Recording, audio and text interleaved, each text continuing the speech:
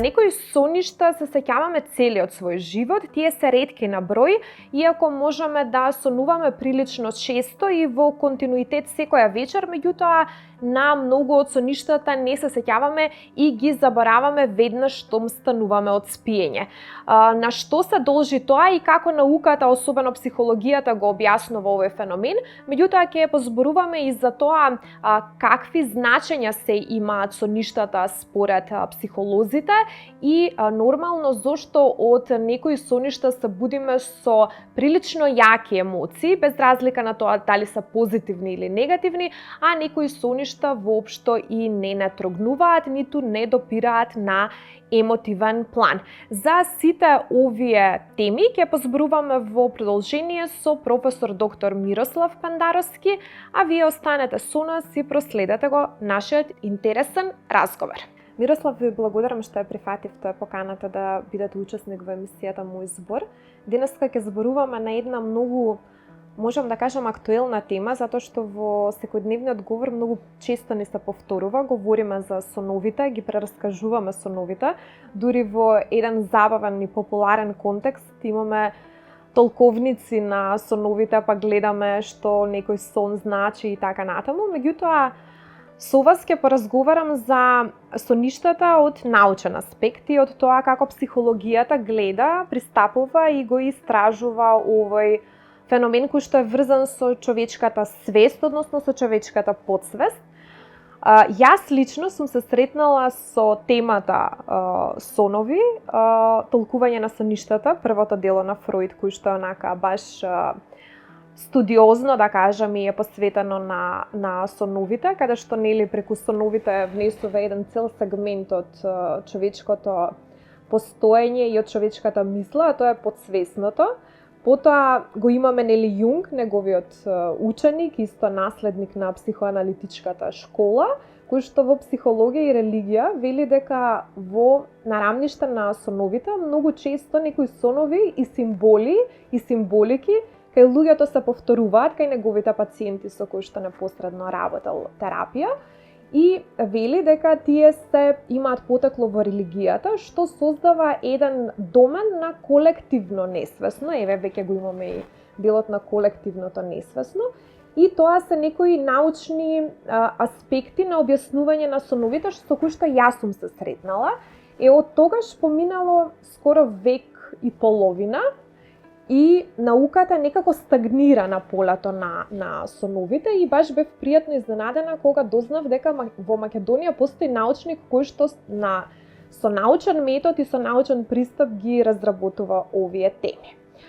За почетокот, зошто на некои сонови се сеќаваме, а на некои не се сеќаваме? Например, јас многу често кога ќе сонувам нешто, се будам со некоја емоција, или сум превозбудена, или сум радосна, или сум среќна, или сум тажна, или сум уплашена, многу често сум уплашена, има некоја емоција, меѓутоа реалното сеќавање на сонот, на содржината, на дејството на сонот, на ликовите, не можам да го повратам, а имам некои сонови, барем 2-3 во животот, на кои што се сеќавам, мислам дека веќе со декади. На што се должи тоа?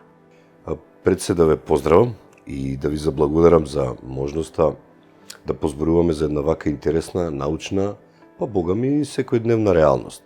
Кога ги спомнавте Фројд и Јунг, тоа му е во денешно време како кој е подобар, Роналдо или Меси.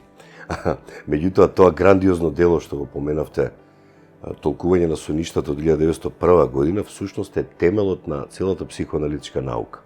Нормално, Зигмунд Фројд и Карл Густав Јунг се најпознатите психоаналитичари, психијатри, терапевти кои се занимавале со овој феномен.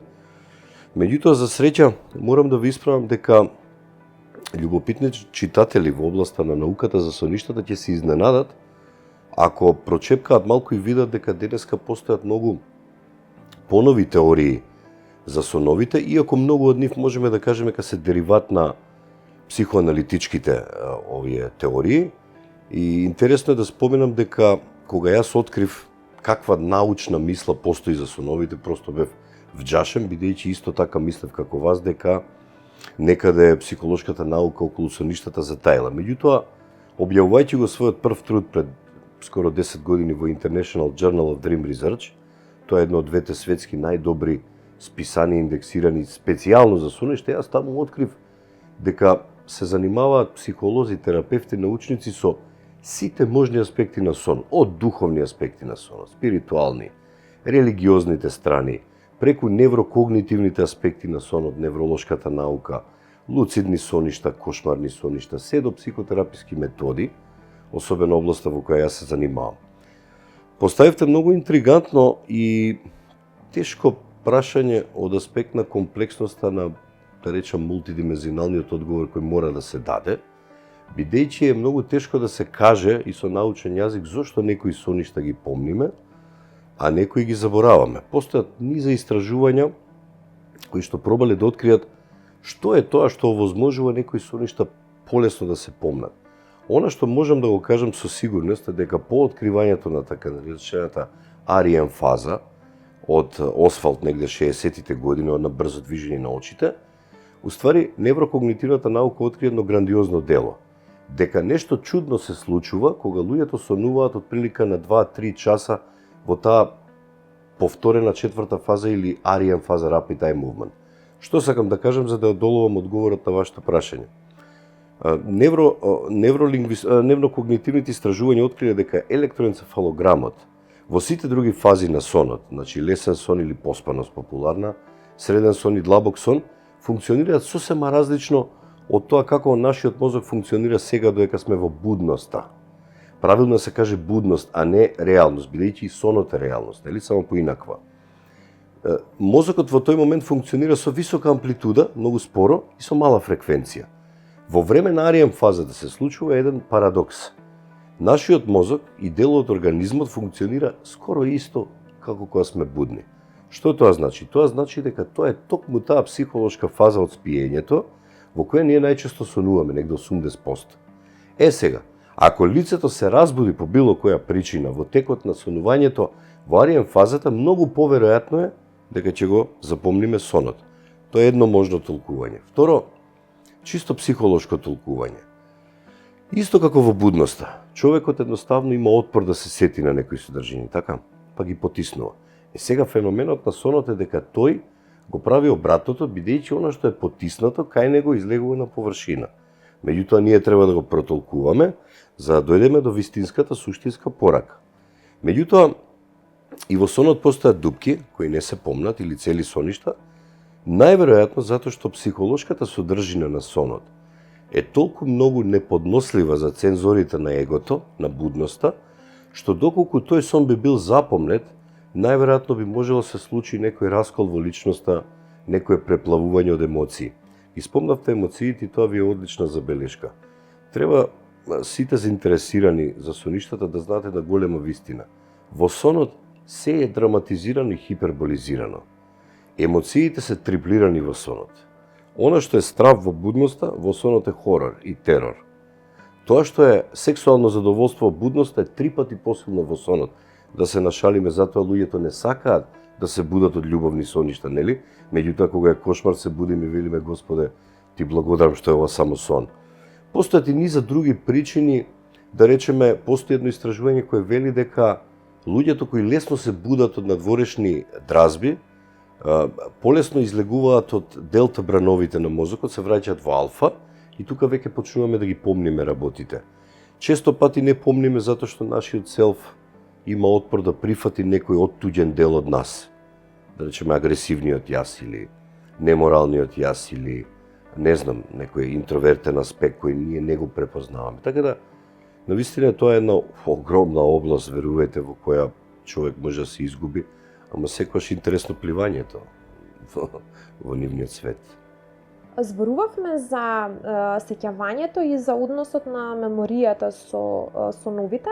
Каков е соодносот помеѓу спиењето и заборавањето? Мислам дека и во психологијата како наука веќе заборавањето се смета за еден активен процес кој што постојано се случува, особено се случува кога спиеме и можеби кога сонуваме. Вие ќе ми исправите и ќе ми кажете поконкретно. Фројд сметаше дека заборавањето е еден одбранбен механизам на егото, затоа што е дел од потиснувањето на тие негативни емоции, травматични можеби доживувања во нашето минато. Веќе посовремените психолози сметаат дека заборавањето е активен процес кој што има многу тесна врска со учењето и со другите когнитивни процеси. Па ајде да објасниме и за нашите гледачи што се случува и дали повеќе забораваме доколку сонуваме или соодносот е дека доколку повеќе спиеме и сонуваме, многу повеќе работи помниме, памтиме и така натаму. Одговорот на тоа прашање зависи првично во која теорија веруваме. Старата теорија за спиењето, не за сонувањето, треба да знаеме да правиме разлика меѓу спиење и сонување. Погрешно е кога луѓето ќе речат потребен ми е сон. Сонот е психолошки производ на физиолошкиот процес наречен спиење. Значи, да не заборавиме, спиењето, бидејќи не е целото спиење сонувачко. Така, само во одреден дел од спиењето ние сонуваме. Сега, старата теорија, да ја речеме теорија на опоравок, долго време до 80-90 години минатиот век, веруваше дека спиењето е рекуператор или освежувач на заморот што ние го стекнуваме во организмот во будниот живот. И тоа е многу логична теорија, ќе се согласите. Долго се верувало дека луѓето се опоравуваат додека спијат. Тоа е само делумно точно. Еден од најголемите докази за тоа е мрзливецот. Тој цело време лежи, а спие по 24 часа. Или лавот, да речеме. Откриена е теоријата на ранливост, уствари, на циркадијалните ритмови. Животните во истражувањата спиеле онолку колку што се ранливи. Срната, бидејќи е многу ранлива, спие 2 до 3 часа. Кутрата мора да биде будна за да не биде изедена. Меѓутоа лавот, бидејќи никој не го закача, он спие по 2 дена, верувајте, а не работи ништо. Значи, теоријата на опоравок паѓа во вода. Според многу истражувања, ако вие и 2 дена не спиете, третиот ден ќе спиете само неколку часа повеќе од вообичаеното. Таа теорија не е точна. Поточна е теоријата на биолошкиот ритам. Сега малку избегавме од темата, ама поентата е тука. Имате луѓе кои имаат потреба 9 часа спијат. Меѓутоа имате луѓе кои спиеле 2-3 часа. Например, некои гениални умови, еве знам за Никола Тесла да рече, спиело 2 до 4 часа. Некој ќе рече па гениалецот нема време за губење, што до негде е вистина. Од друга страна, во текот на сонот ние добиваме неверојатно освежување и тоа е точна теорија од тој аспект. Така да меморијата може да се закрепне од аспект на она што педагошката психологија го вели, кога ќе учиш легни да ти преспие наученото. Значи, потребно е да се спие, многу е побитно како се спие и квалитетот на спиење од колку се спие. Јас секогаш се шегувам, тоа вие као метафората со љубовта. Партнерите се карат кој кого повеќе сакал, како да е тоа, нели, некој квантитета, забораваме да помислиме како некој не љуби, нели? Така и сонот, ако сонувате квалитетно и 5 часа може да бидат одлични. Ако имате испрекинат сон, елементи на инсомнија, краткотрајна, долготрајна, делимична, целосна, кошмарни соништа, бешика која бара да се испразни, нередовен живот, па поради тој лош сон, нема и да спиете добро. Така да меморијата во суштина и во будноста и во сонот е еден исти процес, ме разбирате. Меѓутоа, дали тоа влијае врз зацврстувањето на одредени елементи на долготрајна меморија, процесот на спиење, можеме да кажеме да. Бидејќи тој процес е продолжување во една инаква состојба на свеста. Порано се мислело дека спиењето е различна состојба од будноста. Да, тоа е различна состојба, но на другата страна од континуумот. Ме разбирате, не е тоа различна појава, него е различна количина на свесност. Едното го викаме будност, другото го викаме спиење. Така да, во право сте кога велите дека всушност се многу поточни проактивните теории на заборавањето. Да речеме, теоријата на интерференца или теоријата на трансфер. Во когнитивната психологија, кога е помнењето во прашање, ние знаеме дека одреден материјал нов кој го учиме влијае врз помнењето на материјалот кој е порано научен, согласно тоа колку новиот материјал е приближен на стариот. Ако учите два предмета кои се слични, тие ќе ви се мешаат, нели? Па ќе заборавате од каде беше, што беше. Ако учите математика и музичко, ви имате повеќе можност да запомните. Значи, содржините кои влегуваат во нас, или кои се во нас, влијаат едни на други. Тоа е трансферно дејство. Исто така, дури и психоаналитичката теорија до некаде е проактивна теорија. Зошто? Бидејќи потиснувањето е психодинамски процес. Меѓутоа, теоријата на пасивното заборавање, која веќе се надминува, вели вака од прилика. Ако ние не употребуваме одредена информација, таа со тек на време се брише од долготрајната меморија. Тоа не е точно, бидејќи ние знаеме дека многу нешта кои никогаш не сме ги повикале, никогаш не сме ги ни заборавиле. Вие убаво кажавте, има примери, каде што човек на 18 години сонувал еден смислоформативен сон. Јунг ги нарекува прекогнитивни или големи сонови. Страшен кошмар во кој неговиот живот се менува. Тој човек никогаш нема да заборави таа сцена. Без разлика дали ќе имаме она што го викаме recurrent dream или повторен сон, он на 70 години ќе се сеќава и тоа ќе биде уште живо, како велат луѓето, како да беше вчера. Затоа што соништата ги помниме заради нивната значајност. Не во согласност со тоа дали имаме ние добар капацитет на долготрајната меморија, така? Бидејќи ние го помниме она што ни одговара. Мотивацијата е многу битна кај соништата исто така. Секогаш на студентите им велам, кога одите по улица, нели, ако некој ви го каже името, а не ве интересира, не сте мотивирани, ќе го заборавите. Ама некоја особа која ви се допаѓа, ќе го запамтите телефонскиот број. Добро, тоа во наше време се помнеа броеви, сега тоа нема потреба. Меѓутоа, помнењето и заборавањето всушност се исто така активни процеси, како што и сонувањето е активен процес кој е пандан на будното живење. Старите египчани во Месопотамија и во античко време се верувало дека душата во сонот, без разлика дали е тоа божествена порака, постои, живее, патува и така натаму. Ние не можеме да докажеме што навистина се случува, но можеме да знаеме дека тој дел од психичкиот живот е еднако битен. Затоа современите психотерапевти мора да прифатат дека да се работи на човечката душа, а да не се употребува толкување на соништата, е просто невозможно, бидејќи еден дел од нас не достига. Како рекол Фройд, да не протолкуваш сон е исто како да не си отворил писмо. Замислете, некој ви пратил писмо пред 10 години, вие никогаш не сте го отвориле. Што ако во тоа писмо имало некоја многу важна информација за вас, и тоа никогаш не би го знаеле. Така да, во суштина, треба да им веруваме на нашите соништа, ме разбирате, да ги земаме многу сериозно. Многу луѓе не го гледаат тоа така, најверојатно затоа што не ја знаат важноста, нивната важност во животот.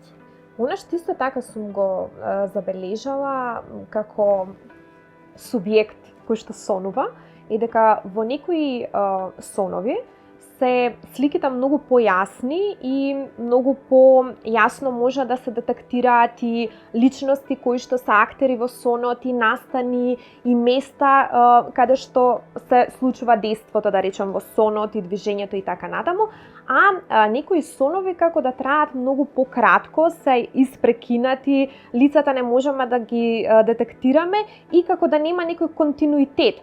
Во сушност, како сведоци кои што на сонот, како субјекти кои што го доживуваат сонот и визуелното, можеби и аудитивното во самиот сон кој што го сведочиме, некаде е многу повеќе јасно и многу повеќе можеме да ги поврзаме настаните и да се асоцираме со истите, а некаде соновите се кратки и испрекинати. Зошто е тоа така? Има ли науката, психологијата објаснување за тоа?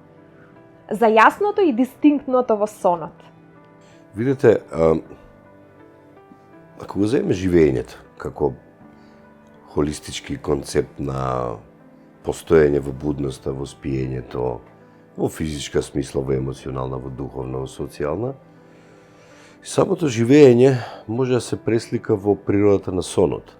Не секогаш нашето живење е во континуитет. Не секогаш е разумно.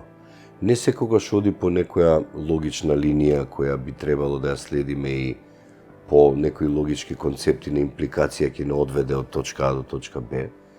И во животот имаме мноштво испрекинувања, нели, дисконтинуитети, падови, расцепи и така натаму.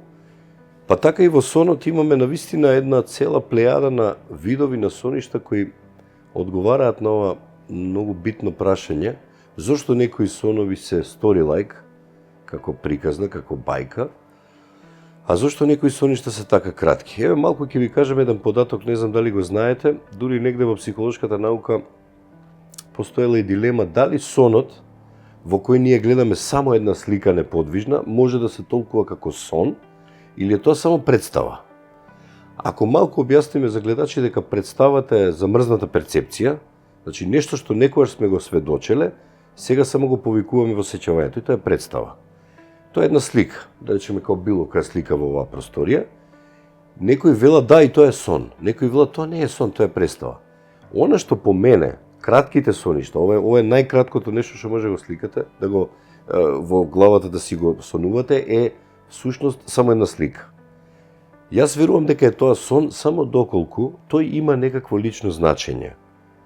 Она што го бараме ние во толкувањето на соништата е личното значење за сонувачот. Соновниците уште од времето на Артемидор, тој го направил првиот соновник, постоеле и ден денеска постојат. Имате и во православието, и во исламот, иако таму нема, да се поправам, нема буквални толковници, но верувања во одредени значења. Во митологијата, да речеме во некои краишта на Македонија се верувало дека ако сонуваш зап кој што се клати, некој ќе ти почине, ако сонуваш валка на вода, нели ќе ти се случи нешто лошо, што на пример и Алфред Адлер го потврди, велејќи дека често пати сонувањето валка на вода е предчувство на нешто мошне непријатно, на нешто мошне, како да кажам, неугодно.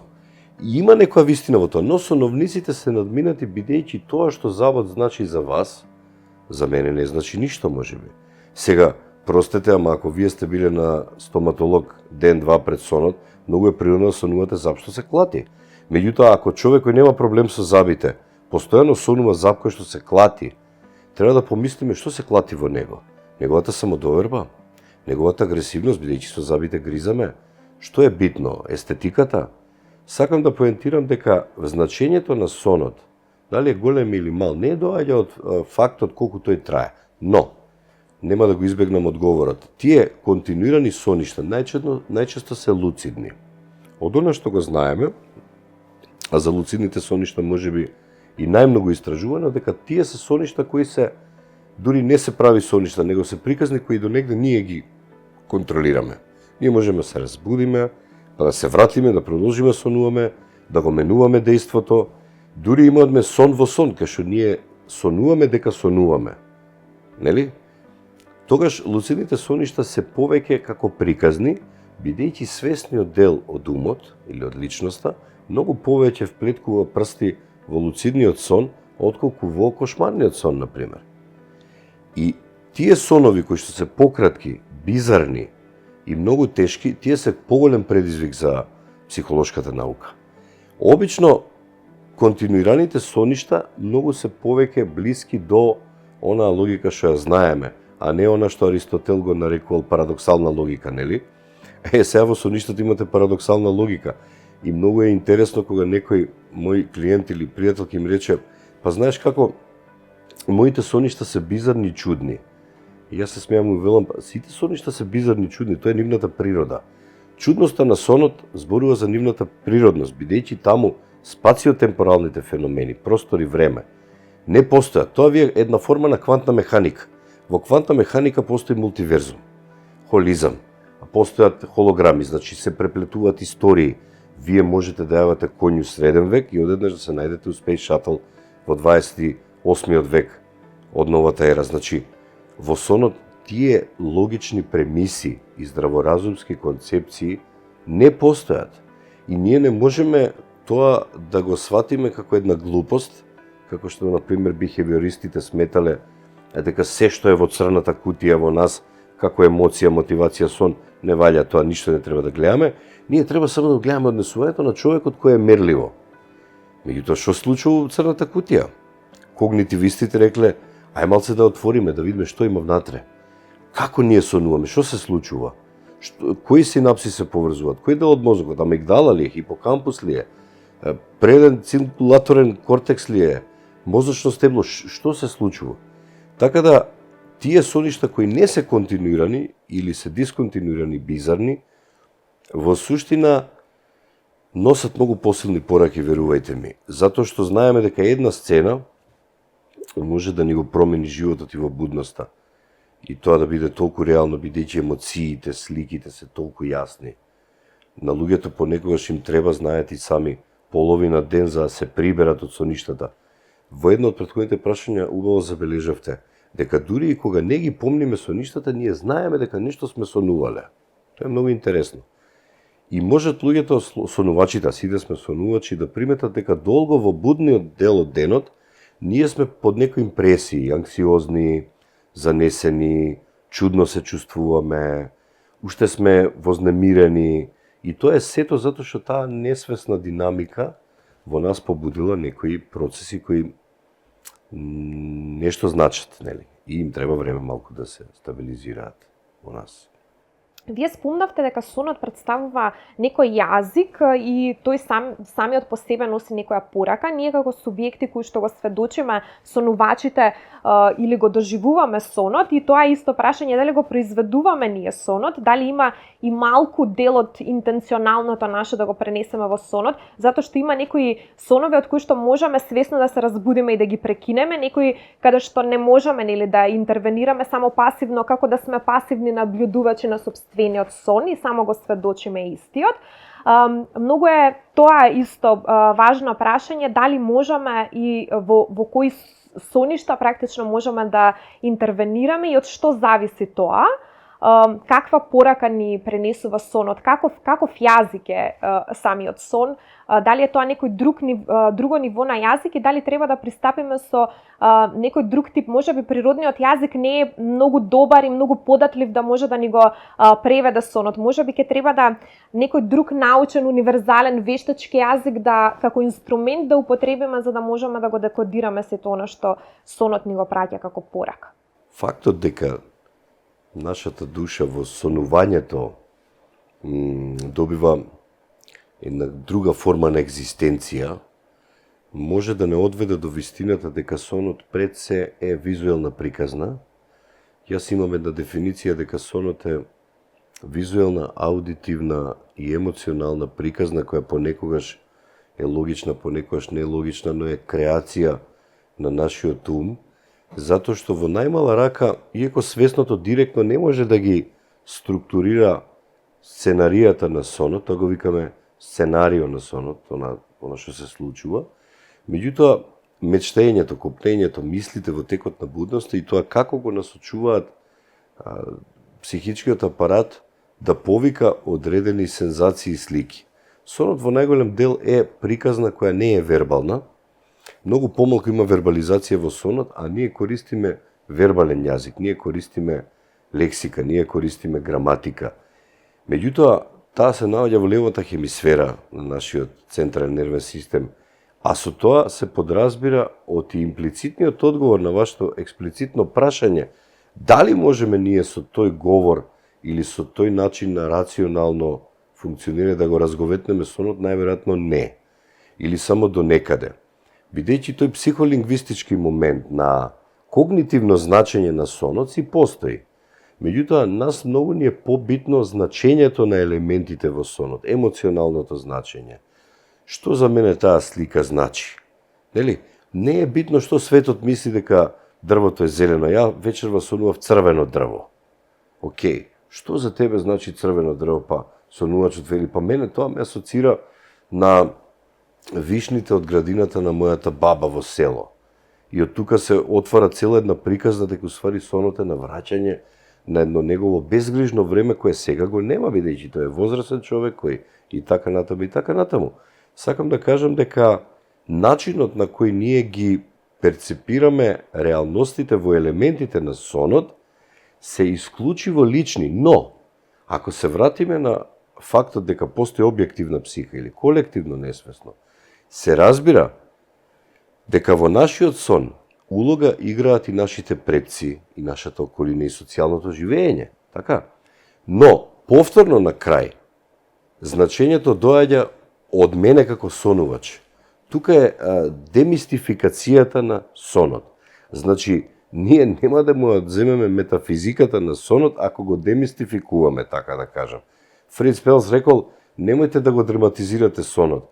Сватете го као да сака да ви каже нешто што не го живеете или го живеете. Он најчесто велел дека во гешталт терапијата дека ние уствари треба да се идентификуваме со елементите на сонот за да видиме што тие значат за нас. Да речеме еден сонуваш сонува една маса и ние велиме окей, ајде да бидеме таа маса. Како е да бидеш маса? Па чекај. Па луѓето се подпираат на мене. Ставаат работи на мене. Па да, ја многу носам, нели, јас сум. И така натаму. Така да практично тука нема некој јазик кој што е универзален. Различни психотераписки правци или научни методологии се занимавале со различни аспекти на сонот. Но и самото манифестирање на содржината на сонот со некого, споделување многу здрава работа. Како што јас проповедам едно прво правило во психолошкиот живот или во менталното здравје, нели? Како што да речеме нутриционистите или интернистите велат јадете здраво, пешачете, одржувајте лична хигиена, во психологијата прво правило е изразувајте ги емоциите. Значи манифестирајте ги емоциите. Дури и никој да не ве разбере, дури и да не сватите што тие значат. Многу е битно да се сподели сонот. Старите порано знаеле дека е многу битно да го кажат, но внимавале кому. Ако малку трагикомично се вратиме, нели да речеме во времето на антиката или во Месопотамија, тешко на тој толкувач на сон, ако толкувањето не му се допаднало на кралот, летале глави. Погледнете сега пред 4-5.000, 6.000 години колку биле значајни соништата. Луѓето во кралствата порано, во монархиите или во племињата определувале жреци, врачеви, квази психолози кои биле они романти, толкувачи на соништа. Значи се земале многу сериозно и денеска психолошка наука мора да ги зема за сериозно, иако тоа не значи дека секој сон е еднакво битен. Така, како и било што друго во животот. Мирослав, ви благодарам за овој навистина инспиративен разговор. Верувам дека гледачите има една, така да кажам, едукативна сесија, покрај тоа што навистина е забавно да се зборува за соновите, баш поради тоа што многу малку знаеме за нив и се надевам дека ќе имаме прилика повторно да те видиме и да те чуеме во некое следно издание на емисијата Мој збор. Ви благодарам и вам за интересот, навистина, и свесноста за битноста на овој несвесен дел на психичкиот живот на човекот, а и малку да ги заинтересираме гледачите за нешто научно, нешто корисно и нешто квалитетно. Соништата представуваат голем дел од психичкиот живот на еден поединец и тие може да представуваат процес, меѓутоа може да представуваат и една краткотрајна епизода на свеста која што останува врежана во нашето сеќавање или може да предизвика одредена силна емотивна реакција. Соништата, впрочем, се еден неисцрпен дел од истражувањето за човековата психика и за човечката состојба, впрочем, во процесите како што се спиењето, когнитивните процеси, емотивните процеси и така натаму, многу нешто за еден поединец и за еден човек, за неговата внатрешна психичка состојба можеме да дознаеме од тоа што тој сонува, затоа е битно во психологијата да се воведе и пристап на толкувањето на соништата и да се пристапи со една детална анализа, меѓутоа и правилно толкување и дешифрирање на тоа што представуваат соништата, се со цел да се продре многу подлабоко во проблематиките кои што го засегаат поединецот. Затоа можеме да кажеме, кажи ми што сонуваш и јас ќе ти кажам кој си. Го следевте мојот денешен разговор со професор доктор Мирослав Пендаровски, а јас ви закажувам повторна средба веќе наредната недела со нови теми, нови гости и нови содржини. До тогаш, убава работна недела.